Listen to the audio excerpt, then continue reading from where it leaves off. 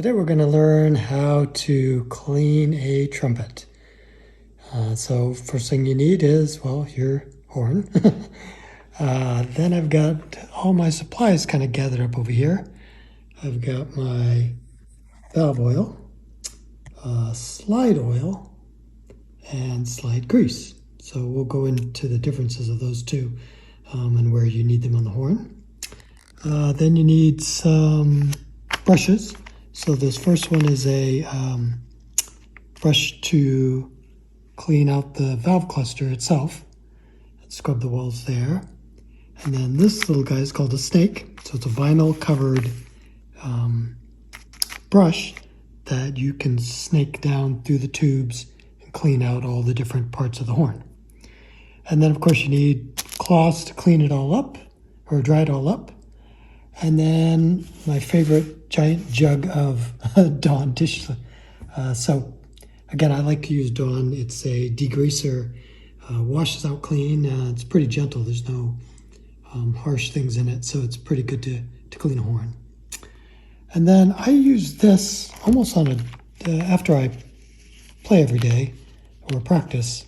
Well, not every day, but I use this after I play to dry out the lead tube, the main tuning slide, the first and third slides, just to get and keep the moisture out after I play, aka try to remove as much spit out of the horn as I can. The last thing I'll be using is something called Scotch-Brite or Scotch-Guard Tarnish Shield. I did a video on how to clean a mouthpiece, and this stuff does a great job. This one is not too tarnished. There's a little bit, I don't know if you can kind of see it up in here. There's a little bit of discoloration around here, so, and a little darkness over here. So I could certainly use that, this to kind of clean up those areas, give the horn a nice polishing. And the nice thing is it does help slow down the different tarnishes and so forth from coming back on the horn.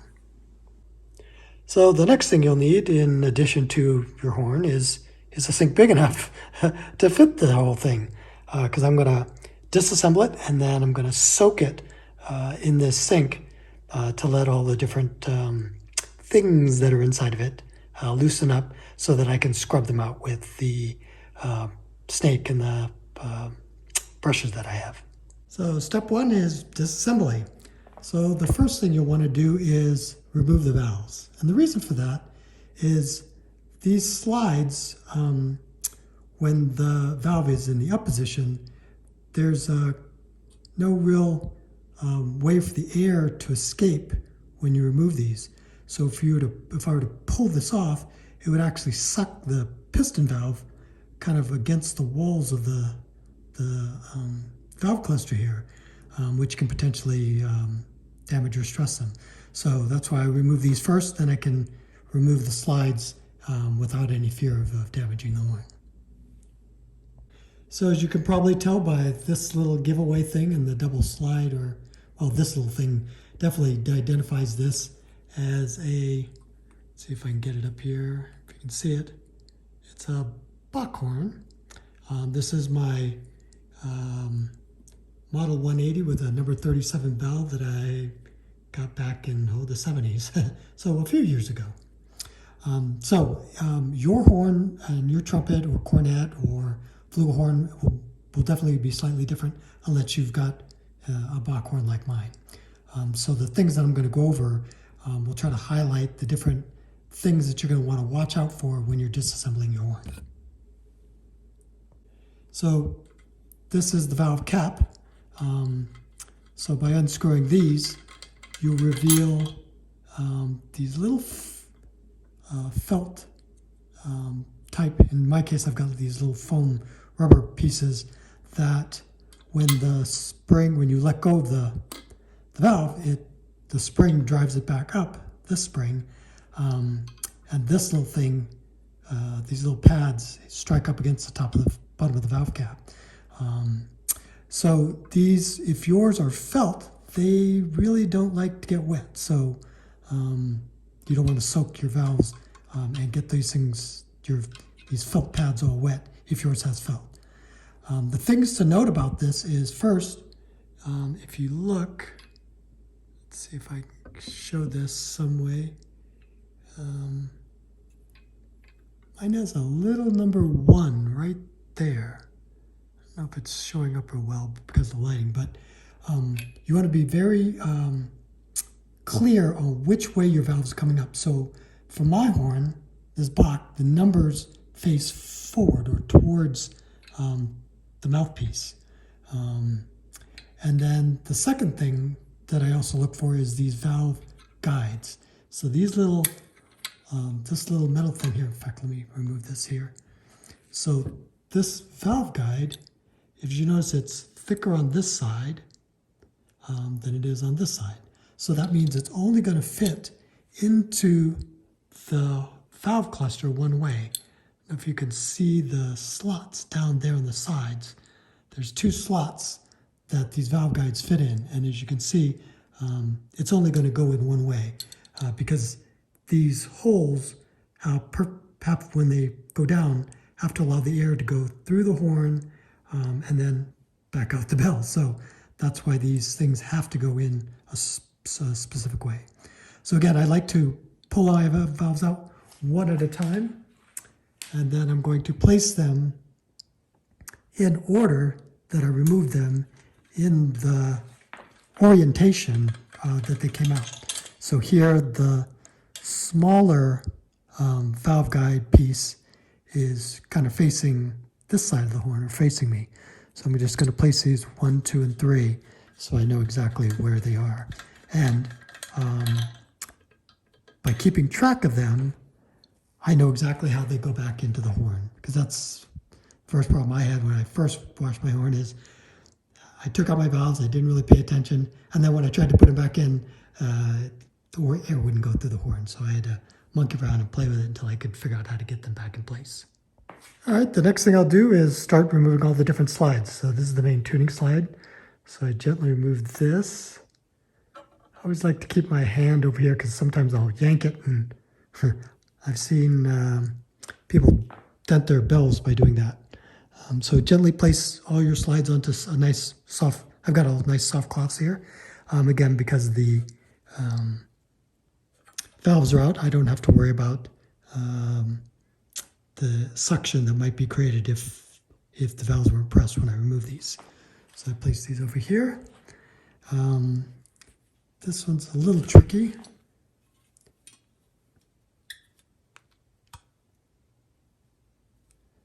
Again, I'm just trying to use as little pressure as possible. If you find that any slide or piece of your horn does not come off gently with just gentle hand pressure, definitely take it to your local music repair facility and get your horn looked at. So for the box, they have this third valve slide brace. So that means when you lower your slide for the tuning of the third valve to be in tune with your fellow bandmates, this extends it and lowers the tones ever so slightly.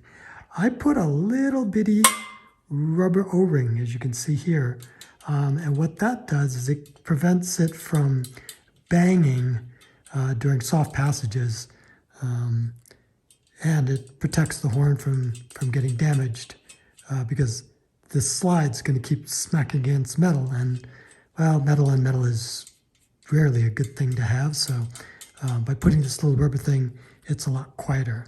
So you heard what it was like without this little rubber O-ring. Here I'll show you what it sounds like, without it. So, right, so it's going to make a lot more noise and have that clunky sound, metal clunk sound, without the little O-ring. It's inexpensive and something that for me makes a difference. So I'm going to carefully place these so I don't lose those little things. And then you can gently remove your third valve slide. Now, your horn might also have a spit valve. Bachs don't.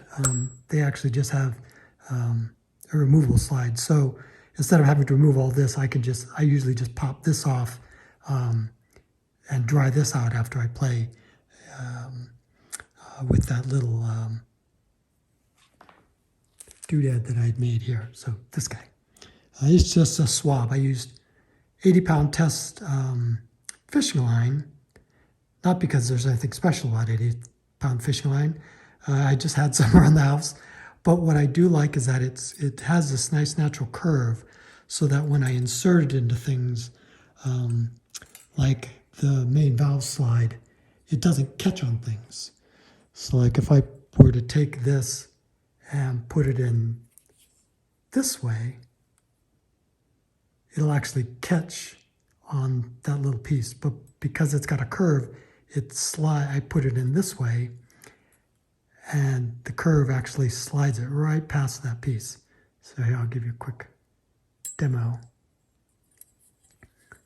See, it slides right past it and pops out the other side. So I can pull it through, and then it dries out the inside of my tuning slide. So this is the hardest and longest part of this whole process, is filling up a sink. So first, finding the stopper, because those things are usually long gone, but thankfully I was able to find it, and this will fill up. I placed a towel on the bottom. As you remember, there's a metal rack under there. So it's a nice flat surface so the parts don't roll all around. And then as it fills up, I'll add a squirt of Dawn dish soap in there just to let it loosen up all the different things that are in the horn. So as it's filling up, I'll add a squirt of this. By pouring it into the stream, or just allowing some into the stream of water itself, makes a nice sudsy bath for the horn. So I'll just continue to let this fill up, and I won't burden you guys with watching this all the way. As this is filling up, I'll carefully place the different components of the horn into the sink. Try to keep things away from each other so that they don't bang into each other.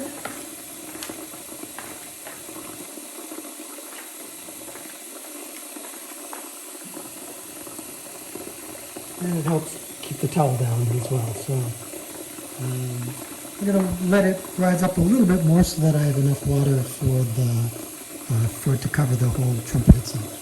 The bell's pretty much submerged, so the whole horn is now underwater and everything's soaking.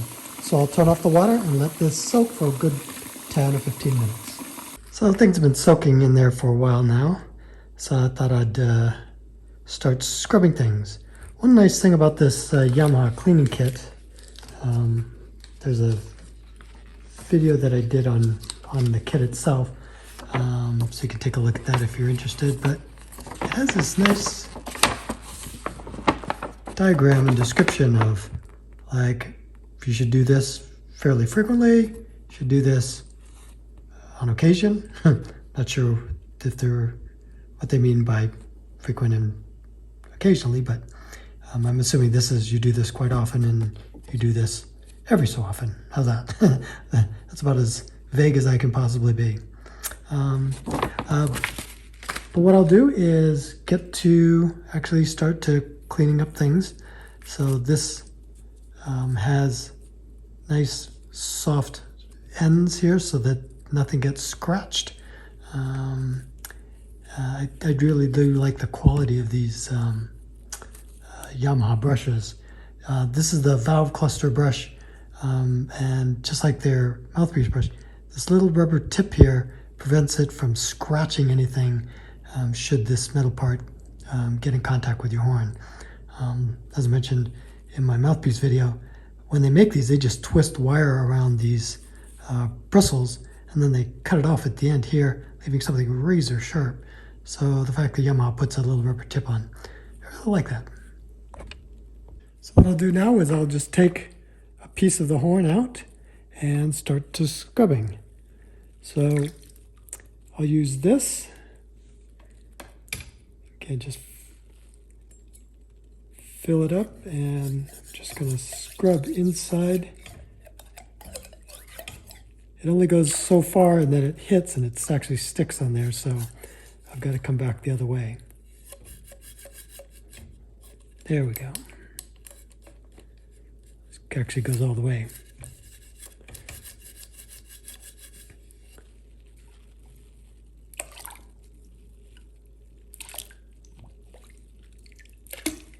So rinse this off.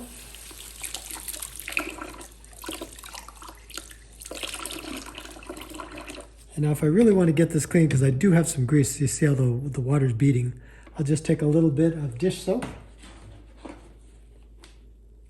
place it on each piece, get a little water, and then I can scrub it real well.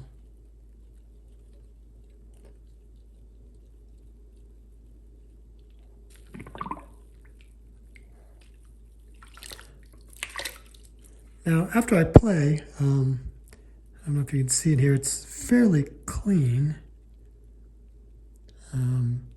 Because I use this, that swab that I mentioned after I play, so I dry this thing out. But if you do notice kind of debris or other junk starting to come out when you scrub it, what you can do is place a little bit of dish soap on the end of your brush, and then scrub them out, and that'll make it nice and clean in the inside. But you definitely want to make sure that there's nothing left inside. Flush water through this, and then I will set it aside to dry. I'll actually go through and dry up each part. So I thought I'd actually just show you how this, so you can see I put a little drop of the dish soap in here, and then I'll scrub the inside of the pipe. So you can see it makes it really nice and clean in there.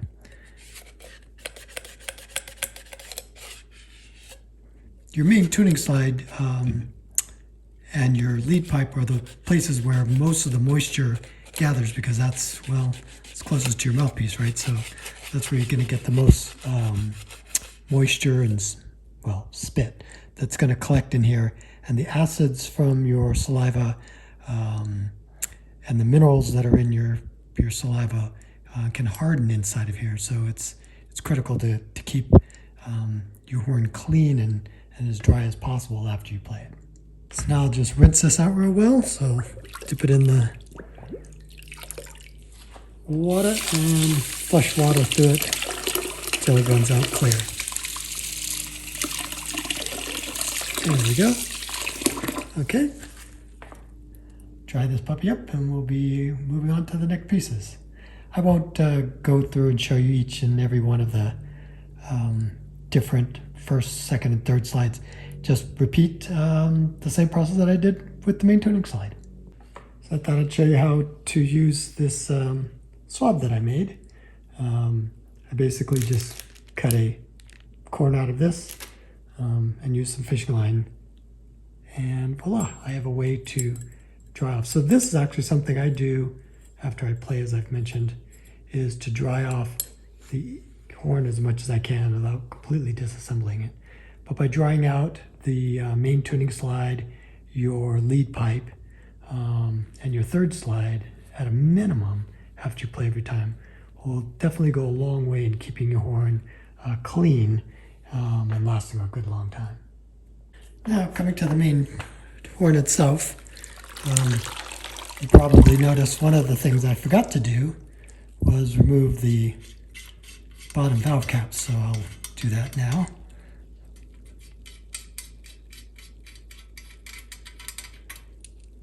But scrubbing the whole horn will be the next thing, so I'll just place these in here to soak. They kind of soaked already, but I'll let them soak again.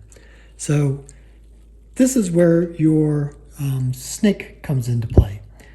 So you run it through the different tubes, and again, this is definitely one where you can use some soap on it. I'm going to move this out of the way, just see if I can do this while you can see me. So I'll just put a drop on there, and then scrub up and down the lead pipe.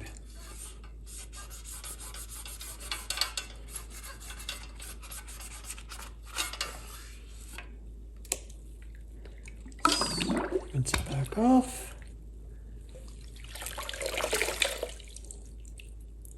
And let's see if we can see down the lead pipe. So that's what you're looking for, something that's nice and shiny in there, nothing sticking to the walls in there. So I'll repeat this for all the different parts of the horn. Like I said, I'll use this brush, put some water on it, put a drop of dish soap on it, and gently clean out each bore, or the valve cluster.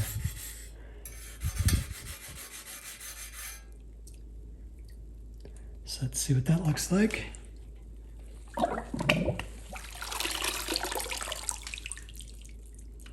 So nice shiny bores. And so I'll go through the horn, you know. I've cleaned this pipe, I've cleaned these. I'll make sure I run the whole, the snake through the bell and look for it when it comes out there.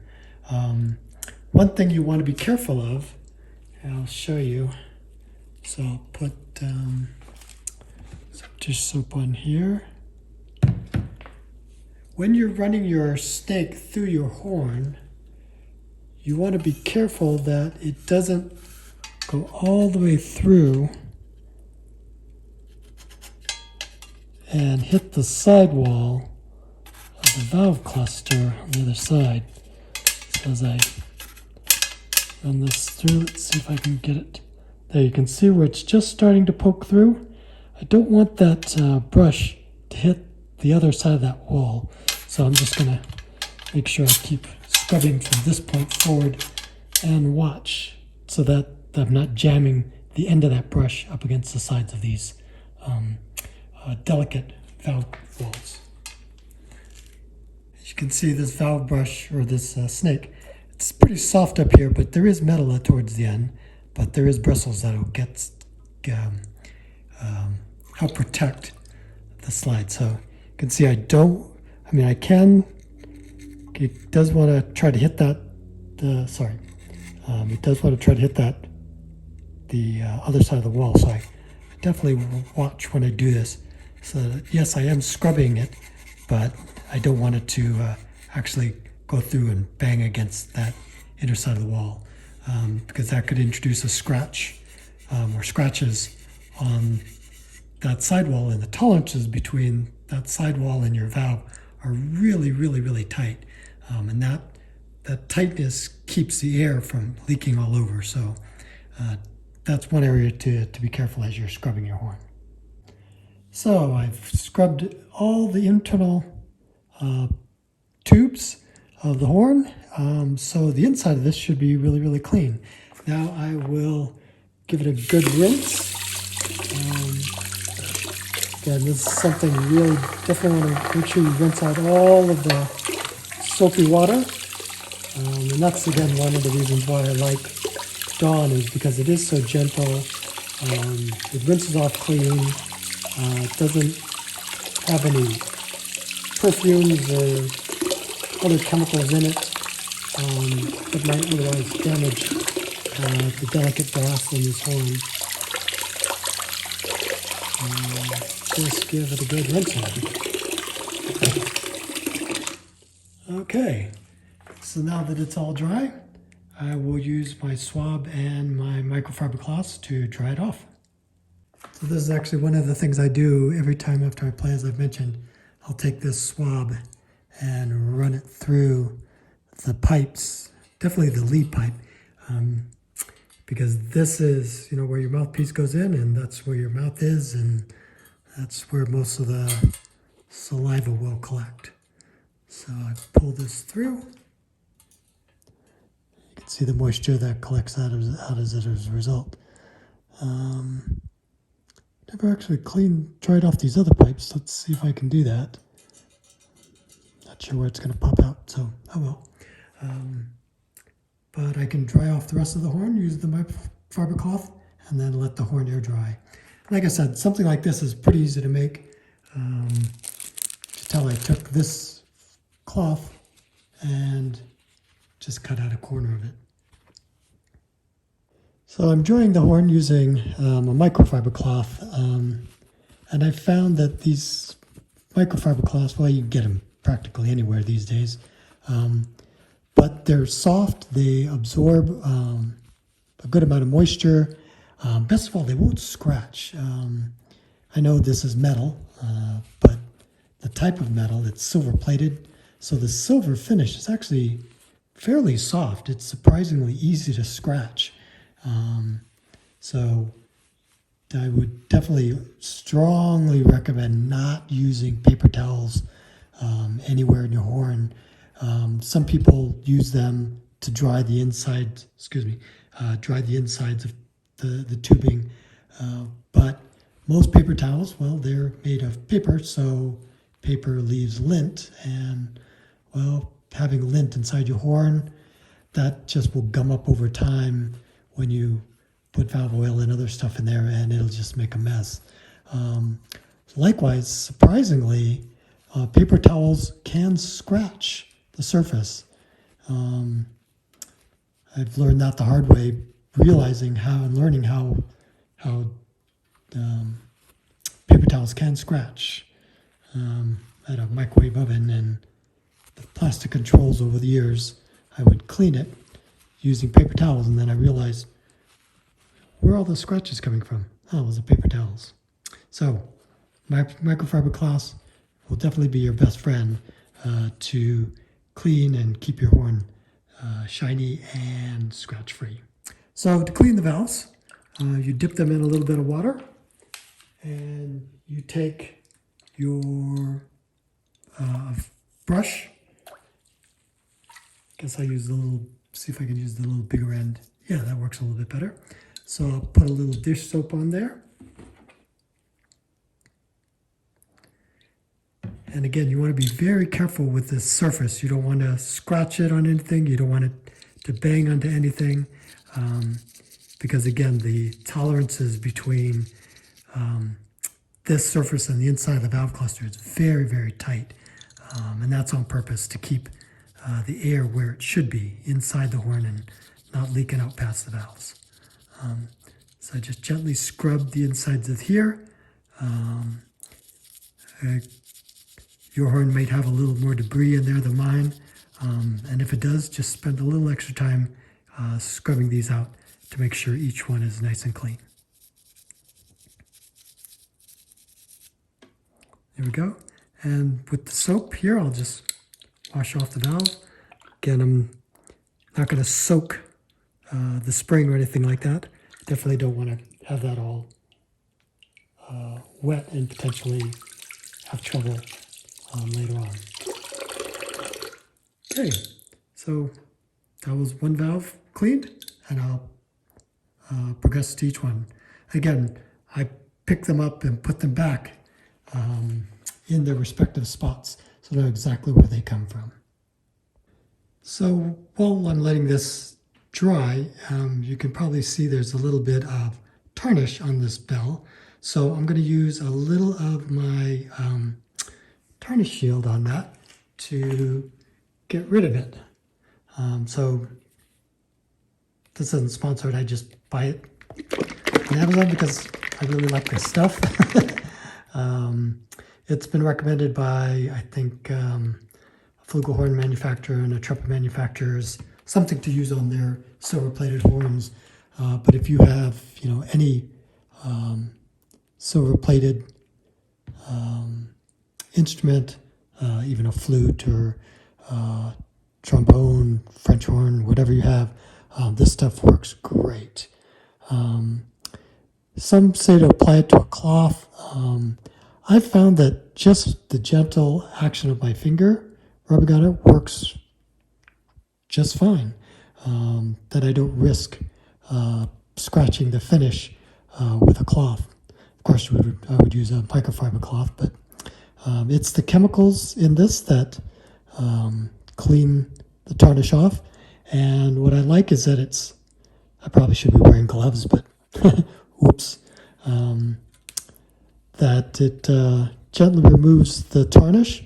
But I also love that I'm cleaning it, and once I wash it off and dry it, it'll protect the horn from getting tarnished as fast as it did the last time. So since I'm here, I might as well do the whole bell. Like I said, I'll pay special attention to these areas around the rim of the bell. See if I can remove that tarnish that's on there. Yeah, it seems to have done a pretty good job of it. Okay, let's rinse it off and see how it looks.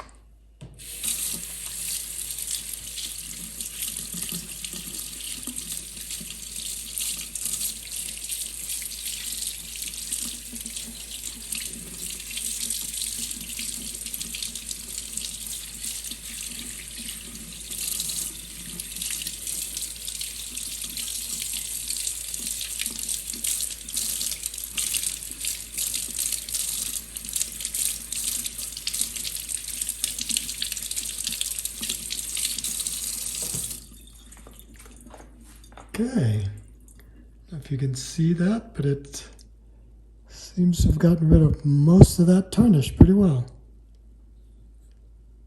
So it seems like it's a little discolored here, so I'll put a little more and keep cleaning away. But yeah, as I mentioned, this stuff is quite good at removing it. Tarnish, there's no abrasives in it. So it's not going to scratch your horn. It's not going to remove any of the finish. It's just going to get rid of this tarnish. And tarnish is oxidation. It's the metal reacting to the air. So I'm assuming that's over time can pit the finish. So keeping it protected with this stuff, removing that tarnish, one, also makes it look good, but two, protects and extends the life of the finish on this horn. This horn, when I first bought it, was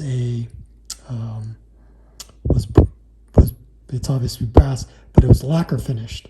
And back when this was made, they used actually lacquer, which wasn't the most robust and strongest protection for a horn for a kid. And I use this horn in marching band and other things, as well as jazz bands. So over the years, the finish actually deteriorated. So I had it redone, and the silver plating on this is fantastic. So I'll rinse this off, and I'll just keep going around the horn wherever I see places. Like I think we saw some tarnish up here, so clean this up. And again, this area usually gets the most abuse because we're handling it. It gets blow by, saliva and other things, so clean that up. Okay, we'll just keep working our way around the horn, dry it up. So the first thing I'll do is reassemble the horn now that everything's dry. And this is synthetic grease.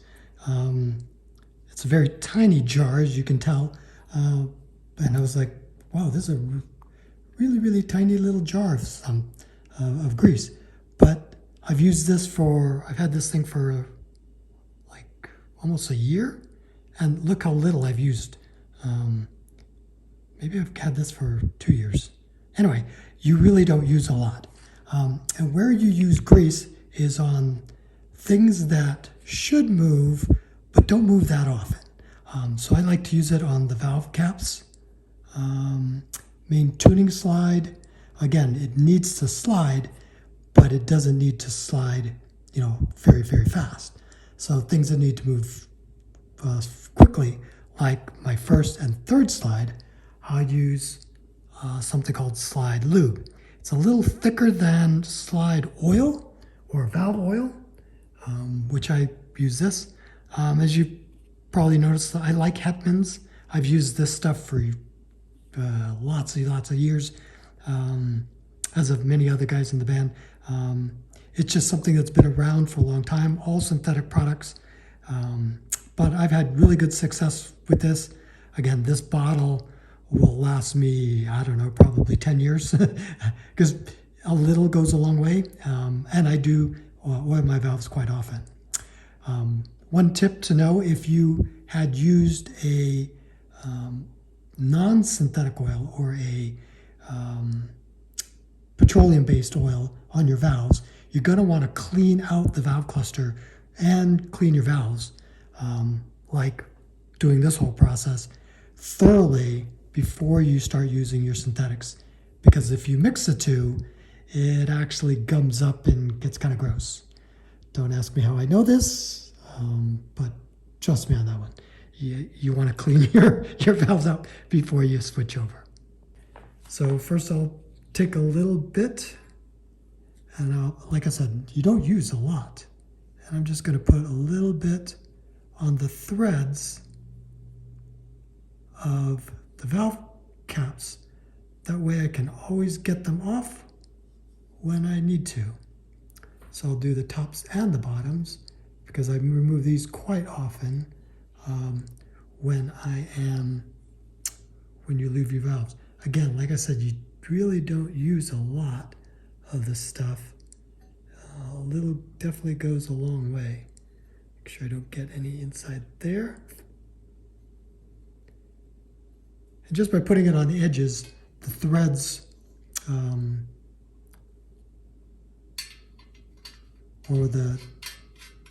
they'll get embedded in the threads, and then when I twist on the cap, they'll be spread out. But I found this goes a long way in preventing slides, especially the second slide, from jamming and gumming up over time. I know over the years that I forget to remove this and clean it. If I don't do it enough, it will get stuck and kind of bind. So that's another area that I like to use slide grease, again, because it's metal on metal. So I'll coat this real well.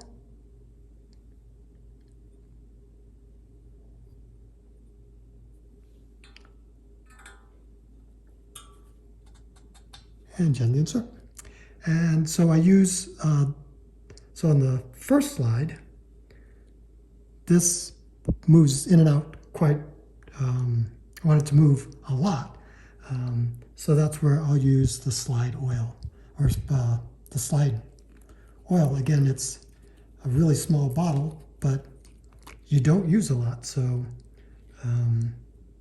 these bottles will last you a good long time. So this is the finger I had to grease. This is not greased finger, so I'll use this as an oil finger.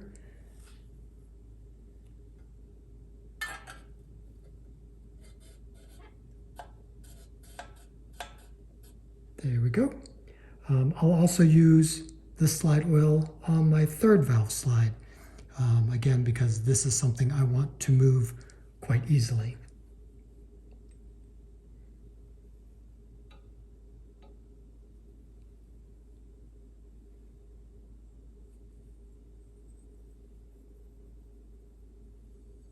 See if I can do this without hurting anything. Definitely don't want to be banging these things together, that's for sure. Okay.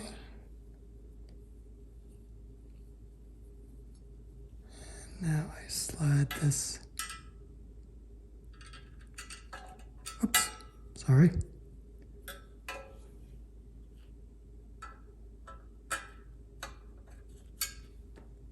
There.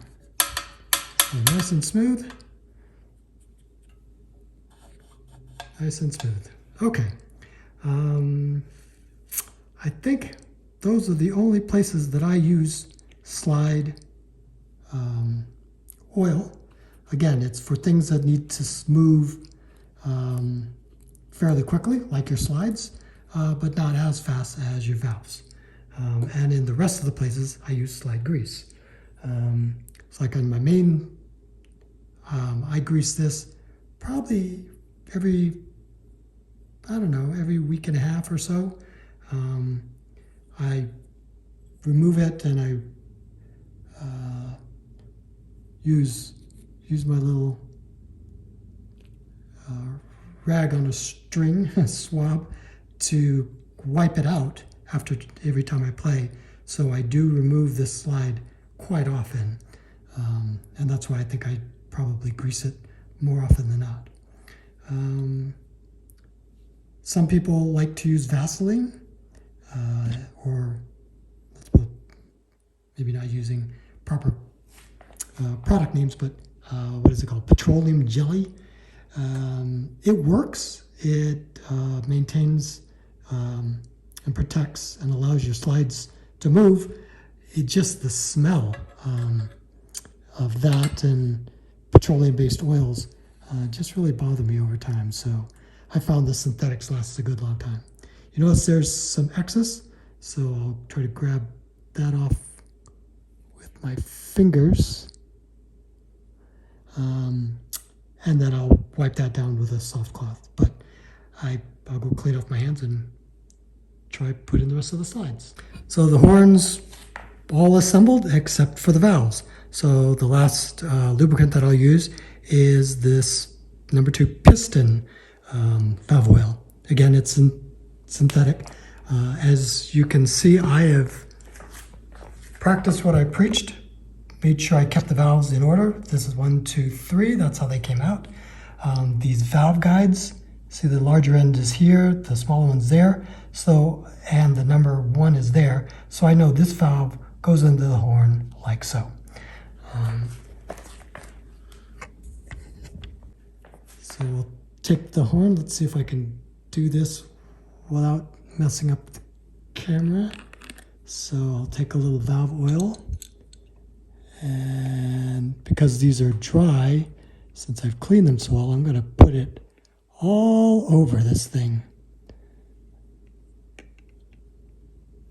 There we go. So a good coating. Again, I'm really not using a lot. So large, small, goes in this way. Gently feed it in. And when you put it in, you want to listen for a slight click. See that?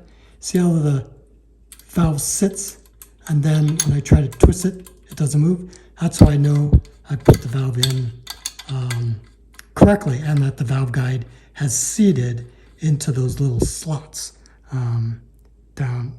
It's a little dark down there. I don't know if you can see the slots, but that's what I'm trying to get them to lock into. So I'll just repeat this process for each of the valves.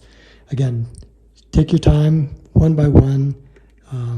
These are very delicate. I know they're made of metal, but you don't want to drop them or bang them against anything because of the tolerances between this and the walls of this valve cluster.